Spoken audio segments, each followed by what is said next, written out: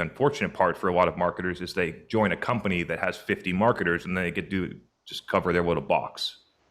Organic versus paid is very different, and sometimes I think it's almost like a risk. If I know too much about paid and I think of paid, like especially today, maybe in the future it won't look like this, but direct response and paid is very much tied to sales, right? It's not so, it doesn't take so long. So you're thinking about like, how do I get this person to convert quickly? Versus organic, I think of as like, it's okay to get high quality stuff out there, but you're not looking for a conversion right away. So my question is, can you really expect one person to have the skills? Like, can organic and paid live within one person to understand both so well? That's not how everyone thinks about paid and how you have to think about paid. That's just how you think about it. So you're in your head, you think that paid needs to be short-term, direct response, more like sales. I think about it very differently. I think about it just like it's organic. Just that I'm guaranteed to give the content to the buyer that I want, as opposed to organic, I'm not guaranteed it, but it's free. And so this is just a difference about whether I'm paying for the distribution or not, and my objectives are pretty much the same.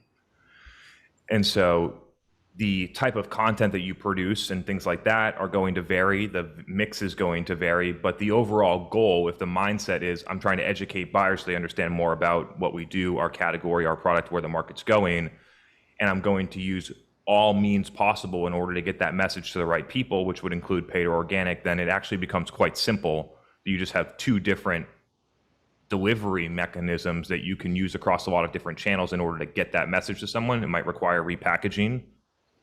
But I would distill it down in your mind that way. Most people think about paid the way that you just mentioned. It doesn't have to be that way. It's just how people have been trained to think about it. Quick follow-up question. Of course. I like this idea. I really do. Like, I love the fact that as a top tier marketer, you should know how both organic and paid work. But is it actually possible? Because like, you can be really good in 3 things, but can you be good in 20 things as a marketer? And I think the answer is no. I think a lot of marketers try to like learn the whole system, but then they're kind of mediocre. And then so for example, like you look at April Dunford, right? She knows positioning super, super well, right?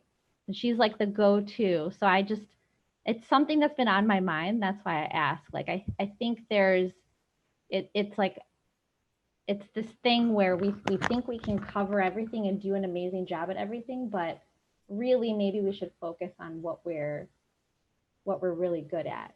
I think both ways can work. I think that that a marketer can only be good at 3 things is a limiting belief. I could probably list off 20 things right now that I think that I'm better than almost anyone in marketing at: customer research, Facebook ads, LinkedIn ads, creating a video podcast, distributing, hosting a live event, doing events and speaking, writing copy for a LinkedIn post. I could go on for a while, you know what I'm saying? So if you look at it in the micro or at the channel level, you can be good at a lot of different things. It's about putting yourself in the position and the places to actually do them so that you can be good, right? When I learned these things, I spent 2 years running demand at a growth stage company where I did everything. I built HubSpot automation. I integrated it with Salesforce. I did sales ops. I worked on sales process optimization. I routed the leads to sales. I called leads that we generated from lead gen campaigns. I made the ebooks.